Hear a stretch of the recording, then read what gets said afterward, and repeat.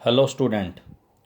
बेटा, इससे पिछली जो दो क्लासेस मैंने ली हैं, आपको वीडियो डाले हैं, उसमें मैंने आपको एक तो डिटरमिनेंट की वैल्यू निकालना बता चुका हूँ, और area of triangle using determinant, किसी भी ट्रायंगल का एरिया कैसे निकालेंगे डिटरमिनेंट का इस्तेमाल करके, वो बता चुका हूँ, अगर वर्टिसेस दे रखे हो किसी ट्रायंगल के। ठीक है। आज की क्लास में ये दो टॉपिक करवा रहा हूँ मैं, एक माइनर कोफैक्टर, ठीक है, माइनर एंड कोफैक्टर्स, और एक आपका करवा रहा हूँ जी एडजॉइंट। ठीक है, adjoint of A matrix. Clear है। तो सबसे पहले माइनर और कोफैक्टर क्या होते हैं। ये जो ए मैंने लिखा है, सबको पता है ए मैं किसके लिए यूज़ करता हूँ, ए आई जे, ये एलिमेंट को शो करता है, सबको पता है। इस एलिमेंट का माइनर होगा M, capital M I J, और इस एलिमेंट के कोफैक्टर को लिखेंगे capital C I J, capital A I J. Minor के लिए एम यूज़ करेंगे, कैपिटल एम। कोफैक्टर के लिए ज़्यादातर बुक, तुम्हारी बुक्स में भी कैपिटल ए यूज़ कर रखा है, ज़्यादातर टीचर भी ए यूज़ करते हैं, लेकिन हम कैपिटल सी भी यूज़ कर सकते हैं।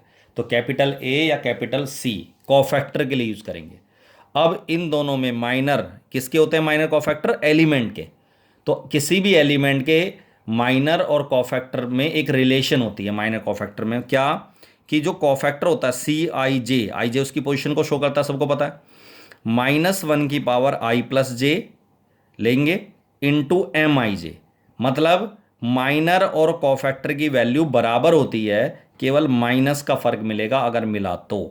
कैसे, अगर मैं आई जे लेता हूं 1 1, फर्स्ट रो फर्स्ट कॉलम का एलिमेंट लेता हूं, तो उसका कोफैक्टर क्या हो जाएगा, कैपिटल सी 1 1, तो दैट इज इक्वल टू -1 की पावर आई 1 + 1 हो जाएगा स्क्वेयर, आई प्लस जे करते हैं पावर में, और M11, तो आपने देखा स्क्वेयर करने पर +1 हो गया, तो ये वैल्यू आ जाएगी M11।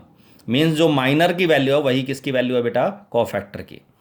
इसी तरह अगर C12 निकालता मैं, तो -1 की पावर 1 + 2 आ जाएगा 3, और M12, तो इसका मतलब -1 का क्यूब करेंगे तो माइनस, तो इसका मतलब माइनर की जो वैल्यू होगी कोफैक्टर की वैल्यू उसका नेगेटिव, मतलब माइनस टाइम्स होगी। क्लियर है यहाँ तक। तो माइनर की वैल्यू और कोफैक्टर वैल्यू में कितना फर्क आ जाएगा, माइनस का। आपने नोट किया कि माइनस का फर्क कब आ रहा है, जब पोजीशन का सम, एलिमेंट जो होगा उसकी पोजीशन का जो सम है वो ओड आ रहा है, तो माइनस का फर्क मिलेगा। अगर पोजीशन का सम इवन है तो उसकी दोनों की वैल्यू क्या होगी बेटा, बराबर। क्लियर है यहां तक। अब आता है, जैसे एक ऑर्डर 2 वाला कोई डिटरमिनेंट दे रखा है, ऑर्डर 2 वाला कोई डिटरमिनेंट है जी 3 4 -5 6 इसके एलिमेंट है मान लिया। अब इसमें कितने एलिमेंट है, 4। तो जितने एलिमेंट होते हैं उतने ही माइनर होंगे और उतने ही कोफैक्टर होंगे, मतलब इस डिटरमिनेंट के 4 माइनर होंगे और 4 ही कोफैक्टर होंगे। दूसरे वर्डों में कह सकते हैं, क्योंकि इस डिटरमिनेंट के अंदर 4 एलिमेंट है, तो चारों एलिमेंट के 4 माइनर होंगे और 4 कोफैक्टर होंगे। तो माइनर कैसे निकालेंगे, जैसे एलिमेंट 3 है, 3 क्या है, दिस इज A11, एलिमेंट 3 क्या है, A11, स्मॉल A11, इसका माइनर होगा कैपिटल A11। तो फर्स्ट रो, माइनर मतलब छोटा करो उसको, डिटरमिनेंट को, तो फर्स्ट रो फर्स्ट कॉलम हटा के जो आएगा आपके पास, तो फर्स्ट रो फर्स्ट कॉलम हटा दिया तो आपके सामने क्या नजर आ रहा है, 6 नजर आ रहा है, 6।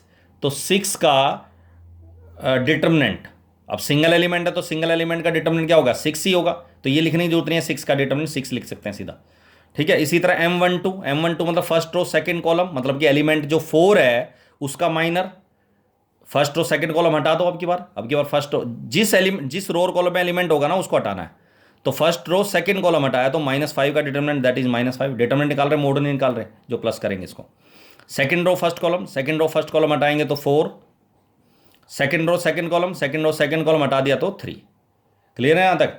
अब इन चारों माइनर के चारों कोफैक्टर कैसे निकलेंगे, दोनों का सम इवन है, 1 + 1 इवन है, तो कोफैक्टर वही होगा जो माइनर है 6 6, लेकिन दोनों को जोड़ने पर 1 + 2 करने पर 3 आएगा, तो इसकी वैल्यू में माइनस है तो प्लस हो जाएगा, प्लस होता तो माइनस हो जाएगा, जैसे ये प्लस का है तो माइनस हो जाएगी इसकी वैल्यू, क्योंकि 2 + 1 3, 2 + 2 4 होता है। ठीक है, तो 4 हो गया, तो बेटा इसकी वैल्यू जो आएगी वो बराबर होगी दोनों। तो माइनर जो निकाले जाएंगे वो रो और कॉलम को हटा के जो एलिमेंट बचेंगे, एक बचे चाहे 4 बचे, उनका डिटरमिनेंट की जो वैल्यू आएगी वो माइनर होगा, और माइनर के हिसाब से फिर हम क्या निकाल लेंगे, साइन को बदल के कोफैक्टर।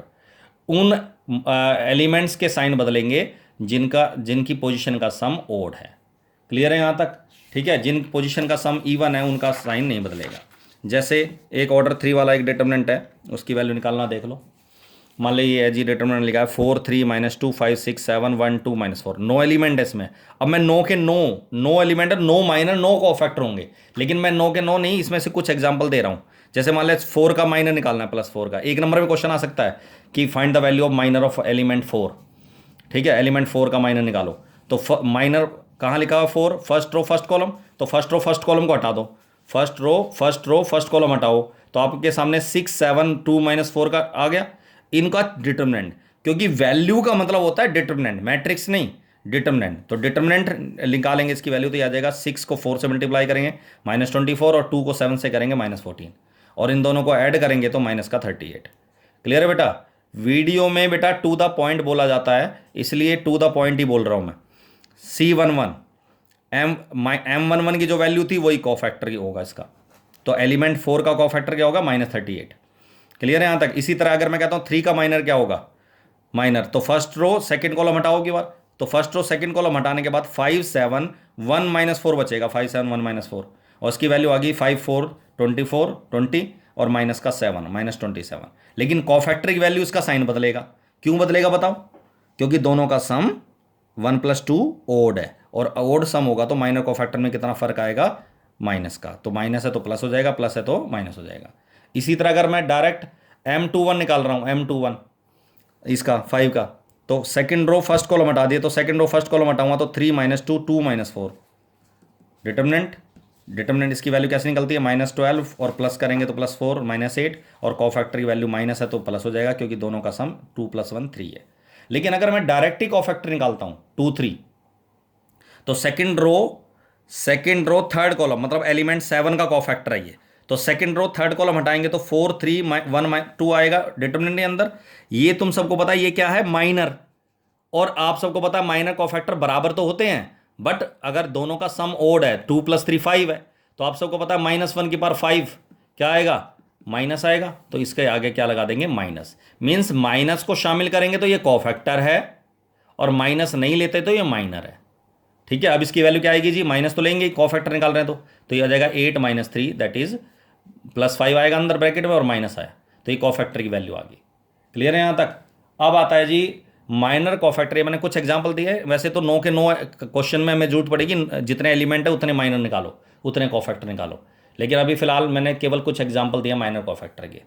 अब आता है जी एक छोटा सा पॉइंट है ये, कि कोई भी डिटरमिनेंट है डेल्टा, इसको आपको A11 A12 तुम्हें पता है स्टैंडर्ड फॉर्म में कैसे लिखते हैं इसको, ये डिटरमिनेंट है। इसमें अगर ये कह रहा है कि अगर किसी रो के एलिमेंट्स को, ये 2 पॉइंट है इसमें डिटरमिनेंट से रिलेटेड, ऑर्डर 3 वाला डिटरमिनेंट लिखा है मैंने, यही बात ऑर्डर 2 पे भी लागू होती है। ऑर्डर 3 में अगर किसी रो के एलिमेंट्स को या कॉलम के एलिमेंट्स को उनके खुद के कोफैक्टर से मल्टीप्लाई करके अगर मैं ऐड करूंगा तो डिटरमिनेंट की वैल्यू आएगी, और अगर किसी दूसरी रो के कोफैक्टर से मल्टीप्लाई करके ऐड करूंगा तो 0 आएगा। मींस जैसे मैं एग्जांपल ले रहा हूं, सिंपल पहली रो के एलिमेंट लिए मैंने, A11 स्मॉल a11 एलिमेंट है, इसका इसी एलिमेंट का कोफैक्टर क्या होगा, कैपिटल A11 या कैपिटल C11।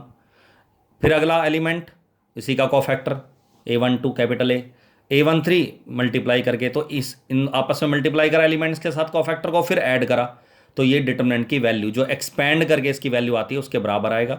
लेकिन अगर मैं इसी रो के एलिमेंट को कोफैक्टर, थर्ड रो के कोफैक्टर लेता, जैसे एलिमेंट लिया मैंने A11, लेकिन कोफैक्टर इसका ले रहा हूं मैं, इस एलिमेंट का कैपिटल A31, एलिमेंट लिया 1 2, लेकिन कोफैक्टर लिया 3 2 कोफैक्टर। इसी तरह एलिमेंट लिया मैंने क्या 1 3, कोफैक्टर लिया 3 3, तो इसकी वैल्यू क्या आ जाएगी आपकी 0। मतलब अगर हम जिस रो को ले रहे हैं, चाहे पहली रो लें, चाहे दूसरी रो लें, चाहे तीसरी रो लें, किसी भी रो के एलिमेंट को खुद के ही कोफैक्टर से मल्टीप्लाई करूंगा, उन एलिमेंट के खुद के कोफैक्टर से मल्टीप्लाई करके ऐड करूंगा, तो डिटरमिनेंट की वैल्यू आएगी, आती है, एक्सपैंड करके जो वैल्यू प्राप्त होती है वही वैल्यू इस रिलेशन से मिलेगी हमें। और अगर किसी दूसरी रो के कोफैक्टर से मल्टीप्लाई करके जोड़ूंगा तो वो 0 के बराबर आएगा। और वही बात कॉलम में भी लागू होती है कि अगर किसी कॉलम के एलिमेंट को किसी दूसरे कॉलम के एलिमेंट्स के कोफैक्टर से मल्टीप्लाई करके जोड़ूंगा तो 0 आएगा। क्लियर है यहां तक? तो माइनर कोफैक्टर आगे यूज होगा बेटा। ठीक है, नेक्स्ट आपकी जो टॉपिक है वो है इसी से रिलेटेड, वो है एडजॉइंट ऑफ ए मैट्रिक्स।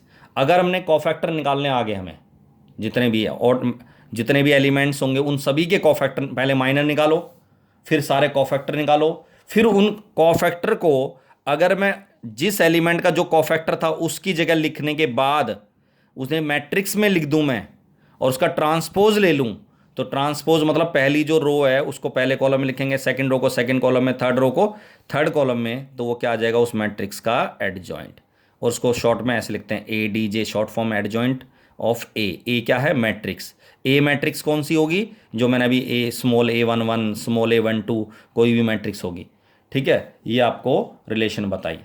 अब आता है मतलब सीधी सी बात है कि एडजॉइंट निकालने के लिए मुझे 9 के 9 क्या निकालने पड़े, जितने एलिमेंट होंगे ना सारे के सारे। ये इसमें तो मैंने एग्जांपल ऑर्डर 3 वाला लिया है, अगर हम ऑर्डर 2 वाला भी लेंगे तो ऑर्डर 2 में भी 2 रो 2 कॉलम होंगे, तो इन चारों की मैट्रिक्स लिखेंगे, चारों को स्क्वायर फॉर्म में, और उसका ट्रांसपोज लेके जो मैट्रिक्स मिलेगी ऑर्डर 2 वाली, वो इसका क्या हो जाएगा एडजॉइंट। तो एडजॉइंट कोफैक्टर से बनने वाली मैट्रिक्स को एडजॉइंट बोलते हैं, ये बात ध्यान रखना, कोफैक्टर से बनती है एडजॉइंट मैट्रिक्स। अब ये रिलेशन एडजॉइंट में कि अगर हम किसी स्क्वायर मैट्रिक्स को, क्योंकि इस चैप्टर में हम क्या पढ़ रहे हैं स्क्वायर मैट्रिक्स, किसी भी स्क्वायर मैट्रिक्स को उसी के एडजॉइंट से मल्टीप्लाई करें या एडजॉइंट ऑफ ए से मल्टीप्लाई करें, तो determinant of A into identity matrix से बराबर आती है।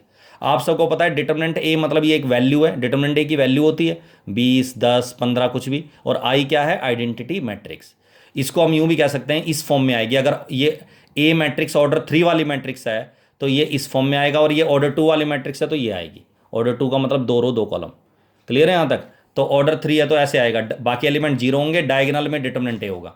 अगर मैं डिटरमिनेंट ए कॉमन निकाल लूँ तो क्या आ जाएगा यहाँ 1 1 1, और आप सबको पता है डायगोनल में 1 1 हो बाकी एलिमेंट 0 हो तो क्या होता है आइडेंटिटी मैट्रिक्स, और डिटरमिनेंट ए कॉमन आ जाएगा मल्टीप्लाई में। तो इसका मतलब इस और इसका मतलब एक ही है, तो इन दोनों को मल्टीप्लाई करो तब भी यही आएगा, इन दोनों को मल्टीप्लाई करो तब भी यही आएगा, हमेशा आता है ये। इसी तरह सेकंड पॉइंट है एडजॉइंट ऑफ ए बी बराबर होता है adjoint of B into adjoint of A. B का एडजॉइंट पहले आएगा, ए का बाद में आ जाएगा, मतलब बाद वाली मैट्रिक्स का एडजॉइंट पहले लिखना होता है और पहली वाली का बाद में लिखना होता है, रिवर्स हो जाता है इसमें, ठीक है एडजॉइंट में। और तीसरी रिलेशन है, तीसरा पॉइंट है कि अगर किसी भी एडजॉइंट का डिटरमिनेंट निकालना है, एडजॉइंट क्या है मैट्रिक्स, उसका डिटरमिनेंट निकालना है, तो देखो कितना मुश्किल कितना लंबा प्रोसीजर है। एंड एडजॉइंट कैसे निकलेगा, पहले किसी मैट्रिक्स का भी बताया कि सारे जितने भी 9 एलिमेंट हैं, 9 अगर ऑर्डर 3 है तो 9, ऑर्डर 2 है तो 4, तो ऑर्डर 3 जितने भी एलिमेंट उन सबके क्या निकालो कोफैक्टर, पहले माइनर फिर कोफैक्टर्स, और उन कोफैक्टर को जैसे मैट्रिक्स में लिखोगे, ट्रांसपोज लोगे, ट्रांसपोज लेने के बाद जो मैट्रिक्स मिलेगी ये एडजॉइंट होगी। इस एडजॉइंट को फिर मैं डिटरमिनेंट में कन्वर्ट करूंगा वर्टिकल लाइन डाल के, ठीक है, और इसकी वैल्यू निकालूंगा एक्सपेंड करके, तो इसकी वैल्यू आएगी।